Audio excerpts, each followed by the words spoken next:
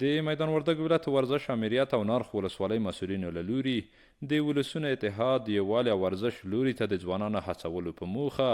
د دغه ولایت په نرخ ولسوالۍ کې ورزشي نندارې په لاره اچول شوي دي. د نرخ ولسوالۍ د مقام لخوا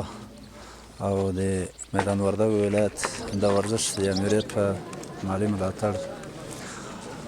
د میدان وردګ ولایت د نرخ ولسوالۍ په مرخیلو په قریه کې دغه لوبې چې کومې هغه سوي دا د ځوانانو د یووالي او د اتفاق په خاطر باندې دغه لوبې او سیالۍ د نن ورځې په اوږدو کې دغه لوبې او سیالۍ په کار باندې اچول شوي. خوشبختانه نن د اختر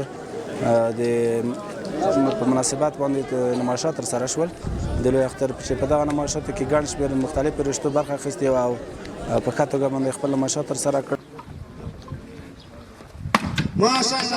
ورزشکاران هم زیات خوښ دي چې د دوی د هڅولو لپاره دا ډول نندارې په لاره اچول کیږي او غوښتنه کوي چې ورته برنامې لا زیاتې کړي. زیات تکلیف کوشش را سره وکړی د تر خپل اندازې پورې او دا نمایشات یې ما سره برابر کړي دي. زیات تشکر کوم له قاري صاحب صبغت الله نافظ څخه چې پوره همکاري یې موږ سره کړې، امیر صاحب و حاج ذبیح الله و حاج چې امیر ورشي ده له غره هم نړۍ مننه کوم چې په دې توشکو شیانو کې موږ سره کومک کړی ده او په آینده کې هم همدغه غوښتنه چې موږ ته نور هم نمایشات برابر کړي چمتو کړي او موږ آماده یو هر وخت هر کله او هر ځای موږ نمایشات ورکړو. د یادې ولسوالۍ مسؤلین ډاډ ورکوي چې د ځوانانو سالمې روزنې په موخه به ورته لا زیاتې نندارې او سیالۍ ترسره کړي.